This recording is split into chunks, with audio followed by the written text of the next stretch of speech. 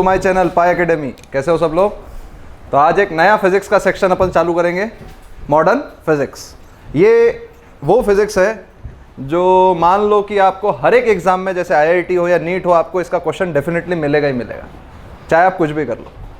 आपको ये टॉपिक इकलौता ऐसा टॉपिक है जो समझने में थोड़ा सा ट्रिकी है, पर पूरा टॉपिक फॉर्मूला बेस्ड है, जिसमें आपका क्वेश्चन होना अश्योर्ड है। मतलब इसके क्वेश्चंस गलत नहीं होते आप अगर टॉपिक समझो तो।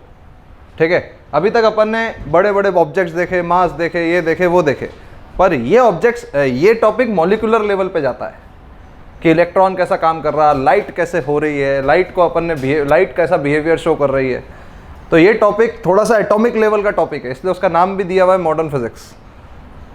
और ये 1857 से ये टॉपिक की खोज होते जा रही है। आज तक किसी को कुछ नहीं पता, बस सब एक्सपेरिमेंटल बेसिस पे सब ये बता रहे हैं कि अगर ये एक्सपेरिमेंट हुआ तो ऐसा है, और अपन ने मन से ऐसा सोचा, मतलब ऐसा है कि ये चीज़ हो रही है। तो लोगों ने एक कहानी बनाई, इसने ये कहानी बनाई, इसने ये कहानी बनाई, इसने ये कहानी बनाई, इसने ये कहानी बनाई, ये कहानी मुझे ज़्यादा सही लग रही है, तो वो थ्योरी अपन आज तक लेके चल रहा है। ये कहानी मुझे ज़्यादा सही लग रही है, तो वो थ्योरी अपन आज तक लेके चल रहा है। मतलब सबकी कहानी है, मतलब ये इसका पोस्टुलेट मतलब क्या होता है, एक टर्म आएगा तुम्हारा, पोस्टुलेट मतलब इसकी कहानी। ये काफ़ी इंटरेस्टिंग टॉपिक है। ये मतलब आपको एक एटॉमिक लेवल पे आपको बात करनी पड़ेगी कि एक एटम दूसरे एटम से कैसे टकराता है तो क्या होता है, किसकी एनर्जी कैसे डील होता है। ठीक है, तो ये टॉपिक काफ़ी इंटरेस्टिंग है। इस टॉपिक में अपन 7 सेक्शन पढ़ते हैं। 7 सेक्शन मतलब कैसा? पहला सेक्शन अपन पढ़ते फोटो इलेक्ट्रिक इफेक्ट। लिख लो, this topic contents first photo electric effect, second matter waves. 6 section पढ़ते basically, 6-7 section. Second matter waves, third atomic structure,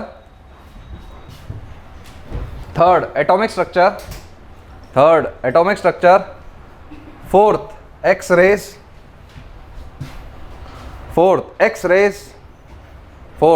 race, fifth nuclear physics. Nucleus से जो रिलेटेड फिजिक्स है वो इस टॉपिक में अपन पढ़ते हैं। जैसे न्यूक्लियस के अंदर आप एक चीज़ देखो, सबसे बड़ा क्वेश्चन है जो कई बार आता भी है और कई बार समझाया भी गया है। जैसे केमिस्ट्री में भी एटॉमिक स्ट्रक्चर आता है, तो वहाँ पे यही टॉपिक है, बस वैसा ही पूरा टॉपिक है जो अपन फिजिक्स में भी पढ़ेंगे। ठीक है, तो न्यूक्लियर फिजिक्स में अपन क्या पढ़ेंगे? जैसे अब न्यूक्लियस है, न्यूक्लियस के अंदर क्या रहता है? इलेक्ट्रॉन और प्रोटॉन। करेक्ट, न्यूक्लियस के अंदर क्या रहता है? प्रोटॉन और इलेक्ट्रॉन, प्रोटॉन और न्यूट्रॉन। अब एक चीज़ मान लो, अगर 2 पॉजिटिव चार्जेस है तो दोनों अट्रैक्ट करते हैं। Correct, same charges attract each other, opposite charges repel each other. Correct है ना, अपोजिट चार्जेस अट्रैक्ट। पर प्रोटॉन सेम चार्ज है, तो न्यूक्लियस के अंदर कैसे रह रहे हैं? वो तो रिपेल करना चाहिए, जबकि बाउंड है। तो बाउंड कैसे? अगर सेम चार्ज साथ में है तो वो तो रिपेल करना चाहिए ना तुम्हारे हिसाब से। तो उनको जो होल्ड कर रहा है, मान लो 2 दुश्मन है, 2 दूर जाना चाहते हैं एक दूसरे से, तुमने उसको पकड़ के रखा है, रोक। समझ लो 2 दुश्मन, एक इधर जाना चाहता है, रिपेल करना चाहता है, पर तुमको उनको आजू बाजू ही रखना है पकड़ के। तो ये जो पकड़ के रखने वाले फोर्स को हम कहते हैं न्यूक्लियर फोर्स। आया पॉइंट समझ में? ये जो पकड़ के रखने वाले फोर्स को क्या कहते हैं हम? Nuclear force. और इसकी स्टडी करने को हम क्या कहेंगे? Nuclear physics. कि न्यूक्लियस के अंदर कैसा क्या क्या सिस्टम होता है, कैसे अपन को कैसे स्टडी करना है। और 6th आता है रेडियो एक्टिविटी। इसका क्वेश्चन एक आता ही आता है। मतलब समझ लो, अगर नीट तुम दे रहे हो तो आपको 3 से 5 क्वेश्चन मिलेंगे मॉडर्न फिजिक्स के। 3 तो डेफिनेटली मिलते ही मिलते, चाहे आप कुछ भी कर लो। और फॉर्मूला बेस्ड क्वेश्चन आएंगे। जेईई मेंस दोगे आप तो आपको 2 मिलेंगे, कंफर्म्ड है, और एडवांस में भी 2 मिलते हैं। ठीक है ना, ये टॉपिक इतना ज़बरदस्त टॉपिक है कि अगर इस टॉपिक को अगर बच्चे ने स्ट्रॉन्ग कर लिया तो कम से कम वो 8 से 12 नंबर का स्कोर कर सकता है विदाउट एनी एफर्ट्स। करेक्ट, तो ये टॉपिक को आपको काफ़ी ईमानदारी से पढ़ना है, क्योंकि ये एफर्टलेस वाले टॉपिक में से एक है जिसमें आपको फॉर्मूला बेस्ड चीज़ें आएगी। चीज़ें समझने के लिए थोड़ी सी ट्रिकी रहेगी, क्योंकि आपको मॉलिक्यूलर लेवल पे अब सारी चीज़ें बात करनी है। टर्म सारी अलग अलग आएगी। कैसे? इसमें आएगा एक टर्म न्यूट्रिनो, फोर्स सुना था, मोमेंटम सुना था, एनर्जी सुना था, न्यूट्रिनो कहाँ से आया? एक टर्म आएगा फोटोन। फोटोन देखते से न्यूक्लियर मास वाली फीलिंग आती, न्यूक्लियर बॉम्ब वाली। अब फोटोन है, फोटोन पार्टिकल भी है और पार्टिकल का रेस्ट मास 0 भी है। अब ये रेस्ट मास क्या है? सोचने वाला पार्ट है ना।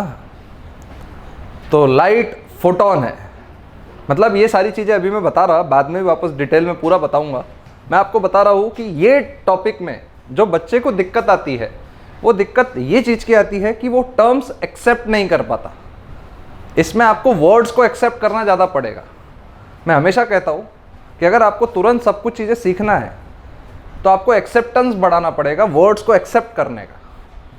जैसे इसमें आएगा एक टर्म न्यूट्रिनो, एक टर्म आएगा एंटी न्यूट्रिनो, एक टर्म आएगा हाफ लाइफ, एक टर्म आएगा 1/4, हाफ का हाफ लाइफ, करेक्ट। एक टर्म आएगा बोर्स थ्योरी, एक टर्म आएगा ये velocity, atomic number, mass number, सब कुछ बहुत सारे terminology, de Broglie, matter wave, ये एक्सरे, फोटो इलेक्ट्रिक इफेक्ट, मतलब इतने सारे डिफरेंट टर्म्स देखने मिलेंगे आपको फिजिक्स में कि इससे पहले वाले सेक्शन में आपने ये सारे टर्म्स देखे ही नहीं है। तो थोड़ी सी इस टॉपिक में ये वाले पार्ट में दिक्कत होती है। टॉपिक बहुत आसान है, इसके वर्ड्स दिक्कत देते कि ये वर्ड का मतलब क्या है, क्योंकि कई बार बच्चा भूल जाता है कि ये वर्ड का मतलब क्या है। समझ में आया पॉइंट? तो अपने को ये सब चीज़ों पे ध्यान रखना है, यही है इस टॉपिक की कमी। गलती से अगर बच्चे का ये टॉपिक वीक रहता है तो कमी उसकी ये है, रादर देन उसको टॉपिक नहीं समझ रहा। तो कमी पे फोकस करना, वर्ड्स को थोड़ा सा एक्सेप्टेंस बढ़ाना। बहुत सारे नए नए वर्ड्स मिलेंगे तुमको।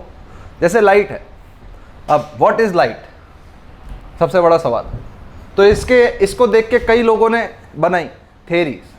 जैसे न्यूटन ने मिरर को देखा, रिफ्लेक्शन दिखाया, रिफ्लेक्शन दिखा तो उसको बॉल फेंका, उसने बॉल फेंका तो बॉल भी वैसी एक्ट कर रहा। अब जैसे न्यूटन ने कहानी कैसी बनाई, postulate, Newton's theory of light. देखो लाइट क्या है, अब उसमें न्यूटन ने क्या थ्योरी दी?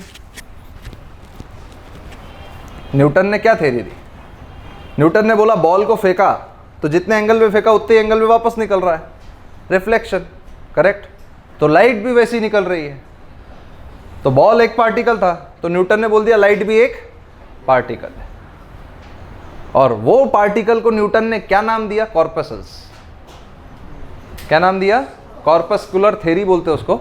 उसने बोला कॉर्पसल्स, कॉर्पसल्स।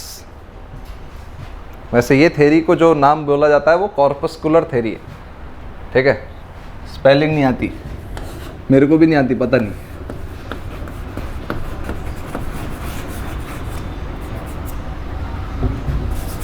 कॉर्पसल्स बोलते हैं इसको। और ये थ्योरी को जो बोलते हैं वो कॉर्पस्कुलर बोलते हैं, कॉर्पस्कुलर थ्योरी, ठीक है। यहां तक आप बात समझे। अब दूसरा उसका थ्योरी का ये पार्ट था कि एक लाइट विजिबल रेंज में देखे तो एक लाइट आपको रेड दिख रही है, एक लाइट आपको ब्लू दिख रही है, एक लाइट आपको ग्रीन दिख रही है, एक लाइट आपको वॉयलेट दिख रही है, अलग अलग कलर की लाइटें दिख रही ना। तो अगर सारे पार्टिकल एक ही साइज के हैं तो अलग अलग कलर कैसे दिख रहे हैं? तो उसने बोला कॉर्पसल्स के साइज अलग अलग होते हैं, अलग अलग कलर के लिए। ऐसे उसने कलर को डिफाइन किया। क्या डिफाइन किया उसने कलर को? कि लाइट एक पार्टिकल है, वो पार्टिकल को अपन ने कॉर्पसल्स बोला। कॉर्पसल्स बोला तो हर एक कलर का जो कॉर्पसल्स है वो अलग अलग साइज का। मान लो मिलियंस कलर है तो मिलियंस साइज के कॉर्पसल्स है, ऐसा उसकी थ्योरी थी। पर ये थ्योरी फेल हो गई। थ्योरी फेल कैसे हुई भाई साहब? Hygiene principle. हाइजीन ने बोला लाइट इज अ वेव। अरे यंग डबल स्लिट एक्सपेरिमेंट में हाइजीन ने बोला था ना लाइट। जब अपन वेव ऑप्टिक्स पढ़ते तब अपन वो एक्सपेरिमेंट करते ना, अलग अलग फेस पे अलग अलग कलर्स बनते है कि नहीं? पढ़ा नहीं तो पढ़ लेना कि ये एक एक्सपेरिमेंट है, यंग्स डबल स्लिट एक्सपेरिमेंट, जिसमें ये प्रूव होता है लाइट इज अ वेव। क्या प्रूव होता है? वेव। और हाइजीन ने ये प्रूव किया था लाइट इज अ वेव। लिखो, न्यूटन की थ्योरी लिख लेना, देखो, he supported corpuscular theory, he supported corpuscular theory, और he was in the favor of light as a particle, he was in the favor of light as a particle, ठीक है।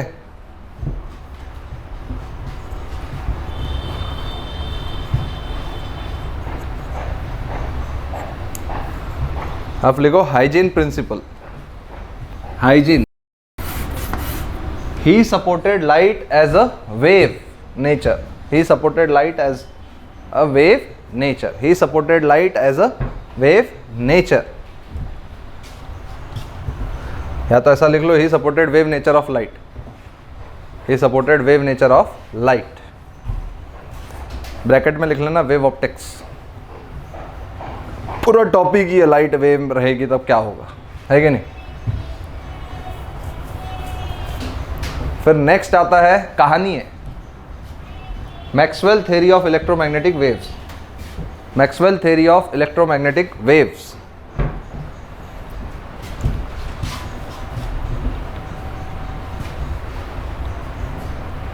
तो it also consider light as a wave, he also considered light as a wave,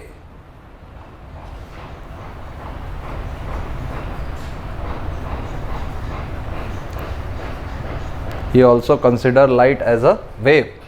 फिर आता है Max Planck quantum theory, Max Planck quantum theory, Max Planck quantum theory. Planck की spelling पता है क्या? Planck, Max Planck quantum theory, he supported particle wave, he particle nature, sorry, he supported particle nature, Max Planck। Bracket में लिख लेना black body radiation, bracket में लिख लेना, ब्रैकेट में लिख लेना ब्लैक बॉडी रेडिएशन। अब अभी तक अपन ने 4 साइंटिस्ट के नाम देखे, कौन से साइंटिस्ट? एक बोला न्यूटन, न्यूटन ने क्या समझा लाइट को? Particle nature. फिर एक आया हाइजीन, हॉगन भी बोल सकते हैं, उसका बेसिकली प्रोनाउंसिएशन हॉगन है, ठीक है, हॉगन्स प्रिंसिपल, ठीक है। तो उसमें उसने माना कि लाइट क्या है? वेव। उसने क्या माना? लाइट क्या है? वेव। फिर तीसरा प्रिंसिपल आता है Maxwell electromagnetic wave theory, Maxwell electromagnetic wave theory, ठीक है। उसने माना, उसने फिर बोला लाइट वेव है, क्योंकि लाइट कैसा है? एक अगर इलेक्ट्रिक फील्ड है, इससे पैरेलल मैग्नेटिक फील्ड है, तो इलेक्ट्रोमैग्नेटिक वेव ऐसी निकलती है। और light is also an electromagnetic wave, light is also an electromagnetic wave. तो उसने बोला लाइट वेव नेचर का है। फिर आया मैक्स प्लैंक, उसने क्या बोला? लाइट पार्टिकल नेचर का है। फिर इन सब लोगों में झगड़ा होने लगा, एक दूसरे की कॉलर दबाने लगे, एक दूसरे की गर्दन, लाइट पार्टिकल है, लाइट वेव है, ये वो ये वो। फिर आया डी ब्रोगली, फिर कौन आया? De Broglie. It's like WWF चालू है दो में। फिर आया तीसरा प्लेयर डी ब्रोगली, ठीक है। ये एक टीम के, ये एक टीम के। लाइट बोला, डी ब्रोगली बोला तू भी सही, ये भी सही, लाइट डुअल नेचर रखता है, लाइट पार्टिकल का भी है, लाइट पार्टिकल नेचर भी रखता है और लाइट वेव नेचर भी रखता है, लाइट पार्टिकल नेचर भी रखता है और लाइट वेव नेचर भी रखता है। लिखो, he stated that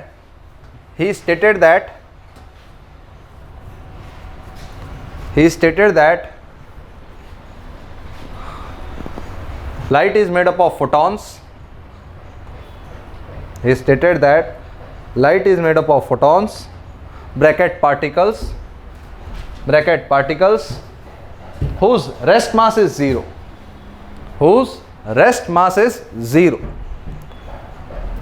He stated that light is made up of photons, bracket particles, whose rest mass is zero, whose rest mass is 0।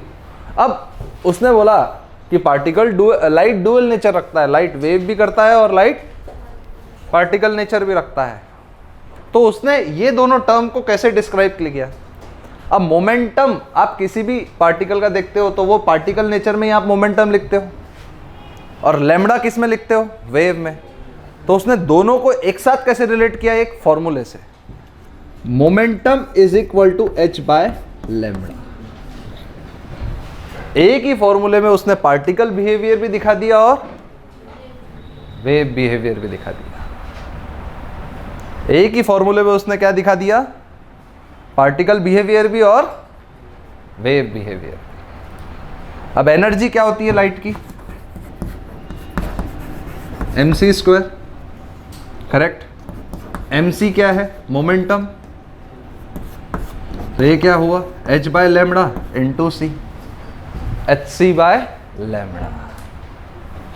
देखो उसने ये एनर्जी को भी वेव की तरह में ट्रीट किया और मोमेंटम को भी वेव के इक्वेशन में ला लिया। तो इससे ये फील होता है कि एक ही इक्वेशन में लाइट पार्टिकल नेचर और वेव नेचर दोनों रख रहा है। यहां तक आपको बात क्लियर हुई? देखो यहां पे लिख लेना,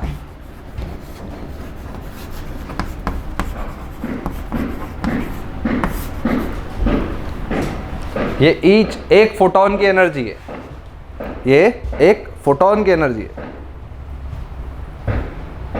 लिख लेना lambda equal to wavelength, lambda equal to wavelength, lambda equal to wavelength,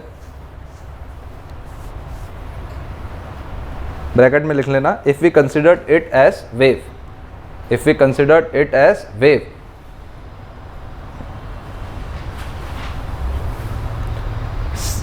नीचे नेक्स्ट लाइन में c equal to speed of light और वेव और photon, c equal to speed of light और वेव और फोटोन।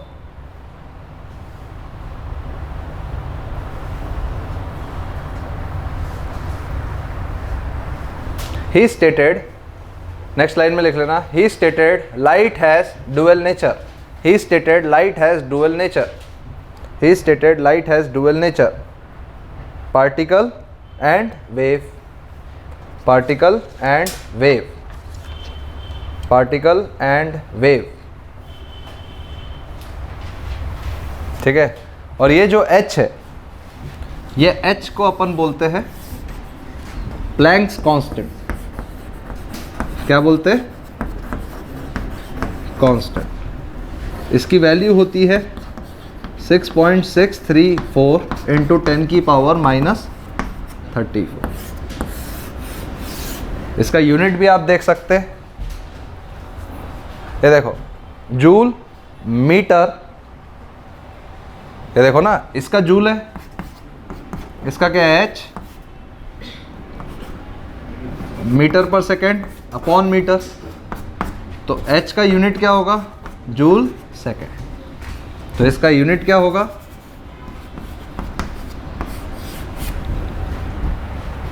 आया क्या समझ में सबको? इसका यूनिट क्या होगा? Joule second.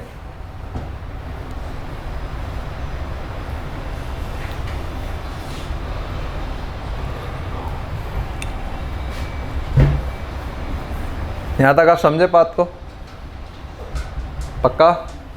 यहां तक आप पूरा समझ गए? हर एक चीज, हर एक बात बोलो, किसी को कोई आपत्ति? अब देखो उसने एनर्जी को कैसे रिलेट किया, बताओ। उसने एनर्जी को कैसे रिलेट किया? Sc बाय लैम्बडा से। उसने एनर्जी को कैसे रिलेट किया? Sc बाय लैम्बडा से। अब देखो energy of each photon, h की वैल्यू क्या है?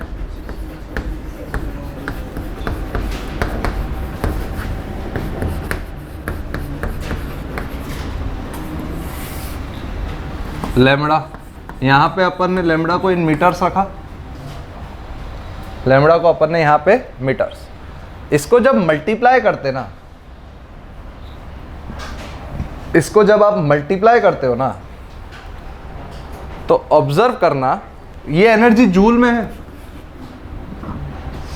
ये एनर्जी जूल में है।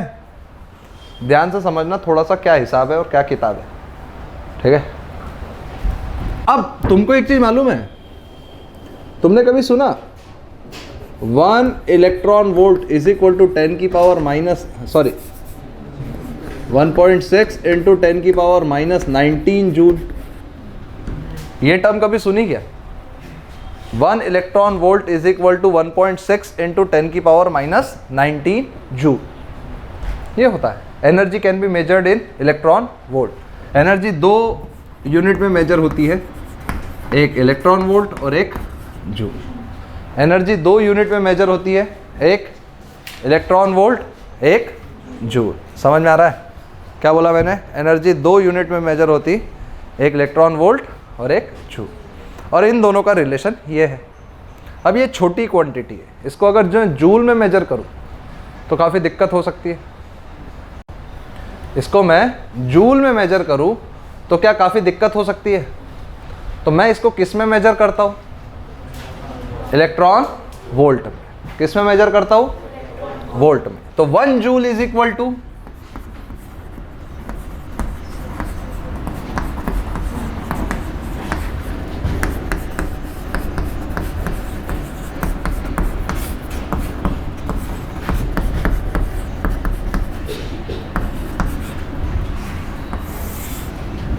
लैम्बडा को अपन एंगस्ट्रॉम्स में रखते हैं।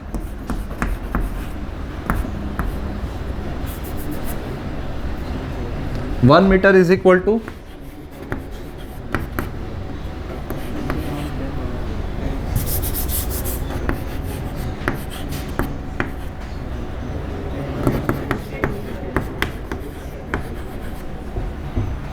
टेन की पावर माइनस 10 मीटर्स, करेक्ट। तो 1 मीटर इज इक्वल टू 10 की पावर 10 एंगस्ट्रॉम्स। पक्का? क्या मैंने सही लिखा है गलत?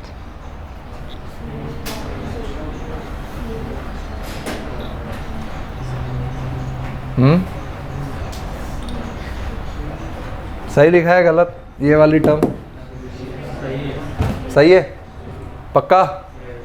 देखो नेक्स्ट, ध्यान से देखना। इनटू 10 की पावर 10, गलत है ना? यहाँ माइनस होना ना, ये गलत लिखा हुआ है ना, ये सही लिखा हुआ है, सही है।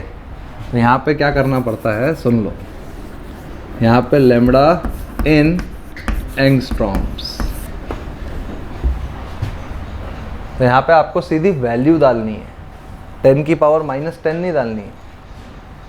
जैसे मान लो मैंने ऐसा लिखा, lambda is equal to 2.2 angstrom, तो इसकी आप वैल्यू क्या डालते हो? मीटर्स। तो मैंने ये वाली टर्म ऐसे लिख डाली। अब आपको यहाँ पे जो वैल्यू रखनी है वो सीधा 2.2 ही रखनी है। मैंने वो 10 की पावर 10 कॉमन निकाल डाली, समझ में आया? 10 की पावर माइनस 10 ऐसे निकाल डाली। तो यहाँ पे लैम्बडा की वैल्यू क्या होगी सर? 2.2। सबको समझ में आ रहा क्या? पक्का? सोच लो, फील आया? इसको जब आप कैलकुलेटर से सॉल्व करते हो तो आता है 12,400 लैम्बडा इन एंगस्ट्रॉम्स, या तो 1240 लैम्बडा इन नैनोमीटर। ये इलेक्ट्रॉन वोल्ट, ये भी इलेक्ट्रॉन वोल्ट। ये एनर्जी का यूनिट है, ये एनर्जी का यूनिट है।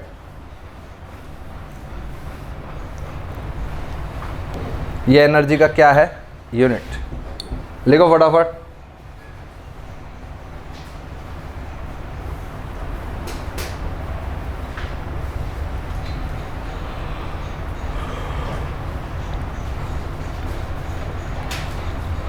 अब एक चीज मेरे को बताओ, what do you mean by 1 electron volt?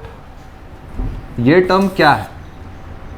What do you mean by 1 electron volt? What do you mean by 1 electron volt? ये टर्म क्या है?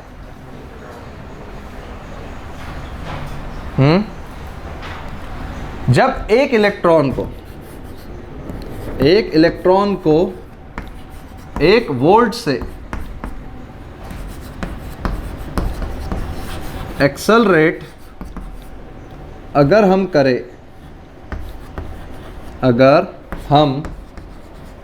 करें तो उस इलेक्ट्रॉन की जो एनर्जी है उसको हम क्या कहते हैं? 1 इलेक्ट्रॉन वोल्ट। उस इलेक्ट्रॉन की जो एनर्जी है उसको हम क्या कहते हैं?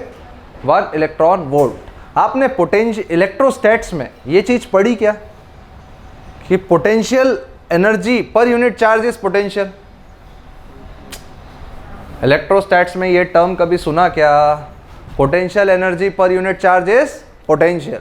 तो potential into charge is potential energy. तो charge Q E electronic charge, potential V, तो चार्ज इनटू पोटेंशियल एनर्जी, तो एनर्जी। इसलिए इसको 1.6 इंटू 10 की पावर -19 बोलते, क्योंकि इलेक्ट्रॉन का चार्ज 1.6 इंटू 10 की पावर -19 कूलम है। इनटू अगर 1 पोटेंशियल करो, एक पोटेंशियल के अक्रॉस लगाओ, तो वो जो एनर्जी आएगी वो 1 इलेक्ट्रॉन वोल्ट रहेगी। आया क्या समझ में? पक्का? तो उस एनर्जी को हम क्या बोलते हैं? 1 इलेक्ट्रॉन वोल्ट। यहां तक आपको समझ में आया कि हर एक चीज? पक्का? बोलो, यहां तक आपको हर एक टर्म क्लियर हुई? ये बेसिक टर्मिनोलॉजी थी इसकी। आपको ये भी मालूम है एक एटम रहता है, उसमें नंबर ऑफ शेल्स रहते हैं। एक इलेक्ट्रॉन न्यूक्लियस के अबाउट रिवॉल्व करता है। उस पूरे हेडिंग को, जैसे एक इलेक्ट्रॉन एक्साइट भी होता है, जैसे आपने केमिस्ट्री में कई बार पढ़ा होगा, एनर्जी दो तो electron gets excited. Transition state में कलर शो अलग करता है वो इलेक्ट्रॉन। तुमने इनऑर्गेनिक केमिस्ट्री में अगर देखा होगा तो एक रिएक्शन होता है, उसमें ये ट्रांजिशन स्टेट आ गई तो ये एनर्जी एक्साइटेड हो गया, इसलिए ये कलर दे रहा है कि नहीं? तो काफ़ी सारी चीज़ें इस टॉपिक से बेस्ड है।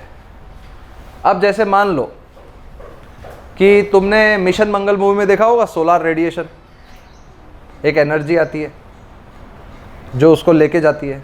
तो light is also a form of energy. Light is also a form of energy. तो एक क्वेश्चन पूछा गया, एक क्वेश्चन था, इंटेंसिटी की डेफिनेशन क्या होती?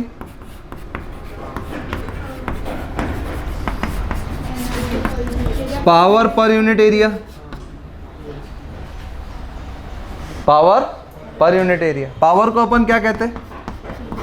Energy per unit area per unit time. मतलब 1 सेकेंड में 1 मीटर स्क्वायर पे जितनी एनर्जी गिर रही है वो हमारी इंटेंसिटी है। क्या बोला मैंने?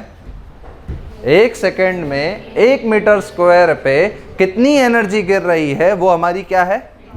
इंटेंसिटी। एक फोटोन की एनर्जी कितनी है? hc/λ। एक फोटोन की एनर्जी कितनी है? एक फोटोन की एनर्जी कितनी है? एक फोटोन का मोमेंटम कितना है? h/λ। एक फोटोन का मोमेंटम कितना है? एक फोटोन का मोमेंटम, एक फोटोन की एनर्जी hc/λ। यहाँ तक आपको हर एक पॉइंट क्लियर हुआ? पक्का? पक्के से आपको हर एक चीज़ समझ में आई ढंग से? अब मान लो कि ये एक सरफेस है ए एरिया की, इस पे लाइट गिर रही है I इंटेंसिटी। इंटेंसिटी I है। Find number of photons in 1 second. ये एरिया पे कितने फोटॉन्स 1 सेकेंड में गिर रहे?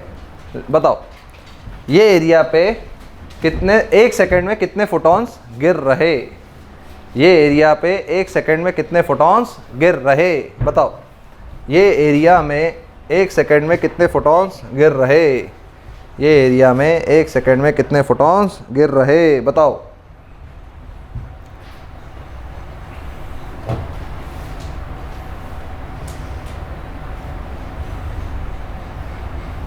ये एरिया में 1 सेकेंड में कितने फोटॉन्स गिर रहे?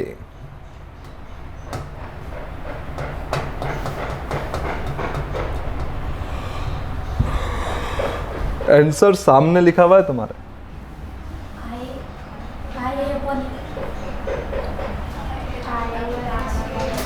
देखो देखो देखो देखो देखो देखो देखो देखो देखो देखो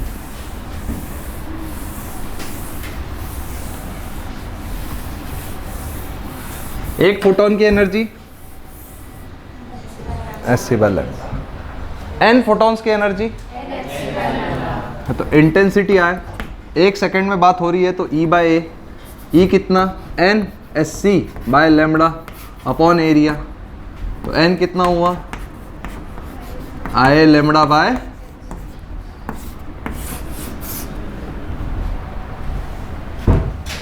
देखा ना ये टर्म्स एक्सेप्ट नहीं होते ना, डिफिकल्ट जाते ना एक्सेप्ट करने में। हाँ, आप एक चीज समझो, इंटेंसिटी क्या है, पावर पर यूनिट एरिया, मतलब पावर को हम क्या बोलते हैं, energy per unit area per unit time. Intensity क्या है, power per unit area, energy क्या है, पावर क्या है, एनर्जी पर यूनिट टाइम। तो अपन इंटेंसिटी को क्या बोलेंगे, energy per unit time per unit area, correct. Unit time क्या है 1 सेकेंड, यूनिट एरिया क्या है 1 मीटर स्क्वायर। तो 1 मीटर स्क्वायर पे 1 सेकेंड में कितनी एनर्जी गिर रही है, वो क्या है, इंटेंसिटी। आई दिया हुआ है, आई इंटू ए कर दो तो सीधा एनर्जी पर यूनिट टाइम आएगी। टाइम कितना गिवन है 1 second. Energy hc/λ, hc/λ is energy of 1 photon, तो n hc/λ is total energy. तो n को मैंने इधर ला लिया, n कैलकुलेट कर लिया, n hc/λ is total energy upon area. Area इधर मल्टीप्लाई किया, लैम्बडा को भी इधर किया, hc डिनोमिनेटर में लाया। आया क्या समझ में, पक्का। तो यहाँ पे अपना इंट्रोडक्टरी पार्ट मॉडर्न फिजिक्स का ख़त्म हो जाता है, ठीक है ना। अगली बार अपन रेडिएशन प्रेशर पढ़ेंगे, ठीक है। जब कोई भी चीज़ पे कोई भी एक एरिया पे लाइट रेडिएट होती है तो उसके कारण जो प्रेशर जनरेट होता है वो अपन नेक्स्ट क्लास में पढ़ेंगे, ठीक है। तब तक के लिए गुड बाय।